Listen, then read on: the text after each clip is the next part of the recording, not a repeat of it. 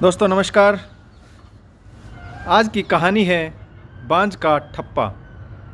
तो कहानी शुरू करने से पहले जो भी चैनल पर पहली बार आए हैं चैनल को सब्सक्राइब करें और ऑल का आइकन जरूर प्रेस करें ताकि हमारी आने वाली सभी कहानियां आप तक सबसे पहले पहुंचे। तो चलिए शुरू करते हैं आज की कहानी। आज 4 साल बाद सविता राहुल को एक पार्टी में देखकर सोचने लगी कि राहुल की अकड़ तो वैसी ही लग रही थी जैसी 4 साल पहले थी। 4 साल पहले राहुल और सविता की शादी हुई थी। शादी के 2 साल बाद तक भी सविता को कोई बच्चा नहीं हुआ था तो राहुल के माता पिता सविता को ताने मारने लगे थे। राहुल अमीर माता पिता की इकलौती औलाद था, जिस कारण वह हमेशा अकड़ में रहता था, जिसके कारण राहुल के घर वालों ने सविता और राहुल का तलाक करवा दिया और तलाक के तुरंत बाद ही राहुल की दूसरी शादी भी करवा दी। दूसरी पत्नी उससे भी बहुत खूबसूरत थी। सविता ने बस यह सुना था, देखा आज पहली बार था कि वास्तव में राहुल की दूसरी पत्नी बहुत ही खूबसूरत थी। यह देखकर कुछ और जानने की इच्छा सविता के मन में जाग उठी। पार्टी में सविता अपने पति सुकांत के साथ आई थी।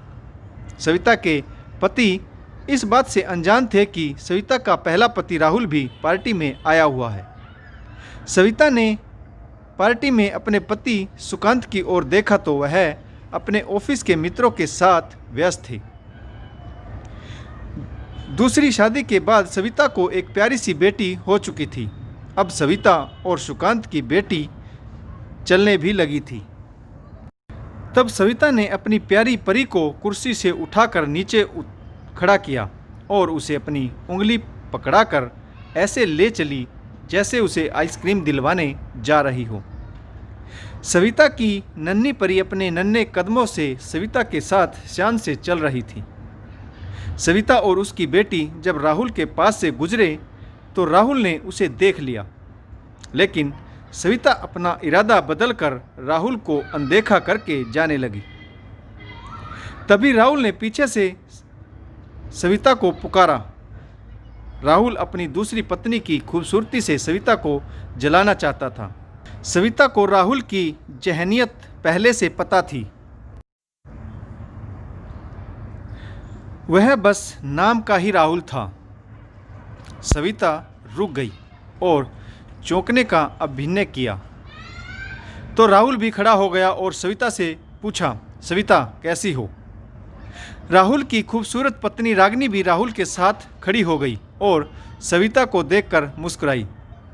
सविता ने राहुल की बात का जवाब दिया और बोली, अच्छी हूँ, और राहुल की पत्नी का अभिवादन मुस्कुराकर स्वीकार किया।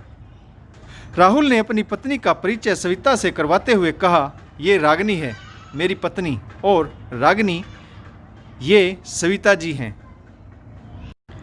राहुल ने दोनों का परिचय करवाया तो राहुल की पत्नी सविता पर बात मारते हुए बोली, आपकी बांझ परित्यागता पत्नी भी कहिए ना।